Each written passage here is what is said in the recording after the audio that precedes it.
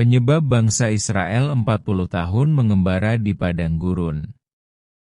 Jarak antara Mesir dengan Kanaan, negeri tujuan bangsa Israel setelah keluar dari tanah Mesir, tidak terlalu jauh. Merujuk pada Alkitab, jaraknya diperkirakan hanya sekitar 800 km. Walaupun bangsa Israel yang melakukan eksodus jumlahnya cukup besar, yakni sekitar 600.000 laki-laki berumur 20 tahun ke atas, atau bisa diperkirakan sekitar 2 juta orang, tapi jarak 800 km seharusnya tidak perlu memakan waktu 40 tahun untuk sampai di Kanaan. Lalu kenapa Tuhan membiarkan bangsa Israel, umat pilihan Allah, mengembara selama 40 tahun di padang gurun? Lalu, kenapa 40 tahun? Kenapa tidak 20 tahun atau kenapa tidak 30 tahun? Dari mana angka 40 tahun hukuman Tuhan ini berasal? Hukuman 40 tahun pengembaraan di padang gurun semuanya bermula pada saat Tuhan berfirman kepada Musa untuk menyuruh beberapa orang yang belakangan ditentukan sebanyak 12 orang, untuk mengintai tanah Kanaan. Bilangan 13 ayat 1-3 berkata, Tuhan berfirman kepada Musa, "Suruhlah beberapa orang mengintai tanah Kanaan, yang akan kuberikan kepada orang Israel, dari setiap suku nenek moyang mereka haruslah kau suruh seorang, semuanya pemimpin-pemimpin di antara mereka." Lalu Musa menyuruh mereka dari padang gurun Paran, sesuai dengan titah Tuhan. Semua orang itu adalah kepala-kepala di antara orang Israel. Bilangan 13 ayat 17-20. Maka Musa menyuruh mereka untuk mengintai tanah Kanaan. Katanya kepada mereka, "Pergilah dari sini ke tanah Negeb dan naiklah ke pegunungan. Dan amat-amatilah bagaimana keadaan negeri itu, apakah bangsa yang mendiaminya kuat atau lemah, apakah mereka sedikit atau banyak.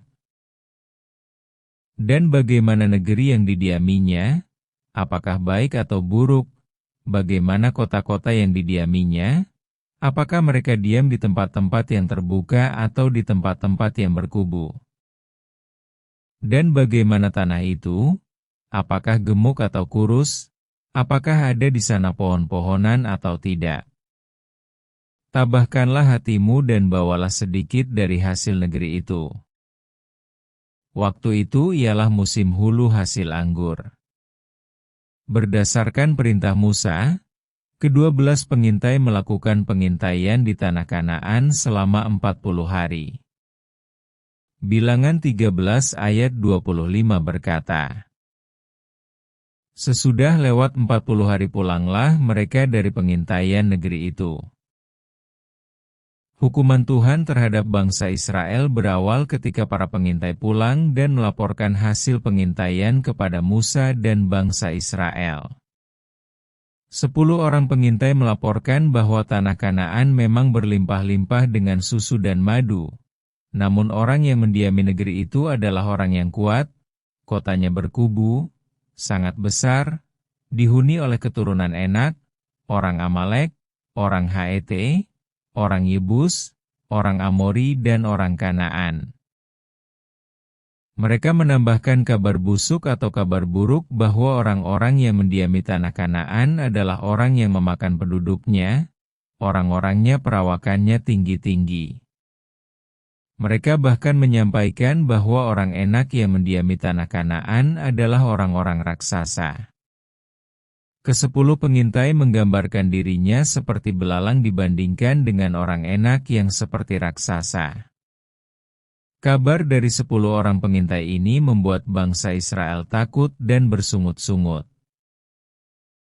Walaupun Yosua bin Nun dan Kaleb bin Yefune, kedua pengintai lainnya, menyampaikan keyakinan bahwa dengan penyertaan Tuhan bangsa Israel tetap bisa maju dan masuk ke tanah Kanaan.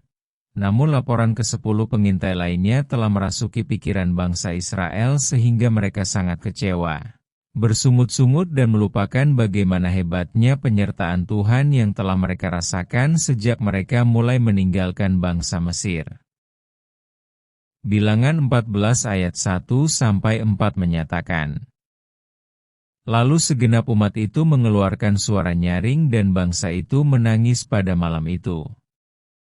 Bersungut-sungutlah semua orang Israel kepada Musa dan Harun, dan segenap umat itu berkata kepada mereka, ah, sekiranya kami mati di tanah Mesir, atau di padang gurun ini. Mengapakah Tuhan membawa kami ke negeri ini, supaya kami tewas oleh pedang, dan istri serta anak-anak kami menjadi tawanan? Bukankah lebih baik kami pulang ke Mesir? Dan mereka berkata seorang kepada yang lain, baiklah kita mengangkat seorang pemimpin, lalu pulang ke Mesir. Yosua dan Kaleb yang mencoba meyakinkan bangsa Israel bahwa dengan penyertaan Tuhan, bangsa Israel akan menelan orang-orang yang mendiami tanah Kanaan, hampir dilempari dengan batu oleh bangsa Israel yang sudah terpengaruh oleh laporan ke-10 pengintai lainnya. Pemberontakan, kekecewaan yang berlebihan, sungut-sungut dan ketidaktaatan bangsa Israel terhadap penyertaan Tuhan membuat Tuhan murka dan berniat membunuh bangsa Israel sampai habis. Bilangan 14 ayat 11-12 berkata, Tuhan berfirman kepada Musa, berapa lama lagi bangsa ini menista aku, dan berapa lama lagi mereka tidak mau percaya kepadaku? Sekalipun sudah ada segala tanda mujizat yang kulakukan di tengah-tengah mereka. Aku akan memukul mereka dengan penyakit sampar dan melenyapkan mereka, tetapi engkau akan kubuat menjadi bangsa yang lebih besar dan lebih kuat daripada mereka. Menanggapi murka Tuhan, Musa memohon agar Tuhan mengampuni kesalahan dan pelanggaran bangsa Israel. Bilangan 14 ayat 19 berkata, ampunilah kiranya kesalahan bangsa ini sesuai dengan kebesaran kasih setia Mu, seperti engkau telah mengampuni bangsa ini mulai dari Mesir sampai kemari. Respon Tuhan terhadap permohonan Musa, memperlihatkan betapa dekatnya Tuhan dengan Musa. Bilangan 14 ayat 20 berkata, berfirmanlah Tuhan, aku mengampuninya sesuai dengan permintaanmu. Walaupun Tuhan mengabulkan permohonan Musa agar Tuhan tidak menghukum bangsa Israel dengan membunuh mereka sampai habis, namun hukum yang lain tetap dilaksanakan. Bilangan 14 ayat 21-23. Hanya, demi aku yang hidup dan kemuliaan Tuhan memenuhi seluruh bumi. Semua orang yang telah melihat kemuliaanku dan tanda-tanda mujizat yang kuperbuat di Mesir dan di padang gurun, namun telah 10 kali mencobai aku dan tidak mau mendengarkan suaraku. Pastilah tidak akan melihat negeri yang kujanjikan dengan bersumpah kepada nenek moyang mereka. Semua yang menista aku ini tidak akan melihatnya.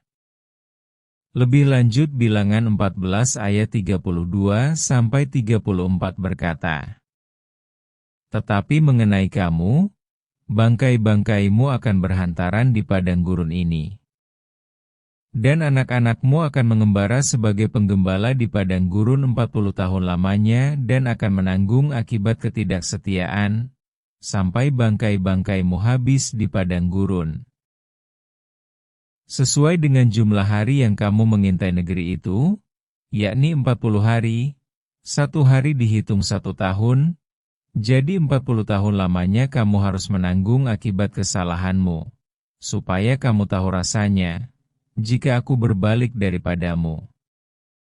Dari bilangan pasal 13 dan 14, kita mengetahui alasan mengapa Allah membiarkan bangsa Israel mengembara selama 40 tahun di padang gurun, dalam perjalanan Eksodus dari Mesir menuju tanah Kanaan.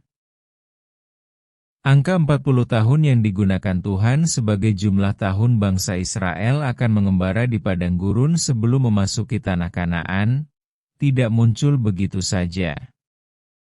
Tuhan menggunakan 40 hari pengintaian tanah Kanaan oleh ke-12 pengintai sebagai dasar perhitungan, yaitu 1 hari untuk 1 tahun. Jadi 40 hari untuk 40 tahun.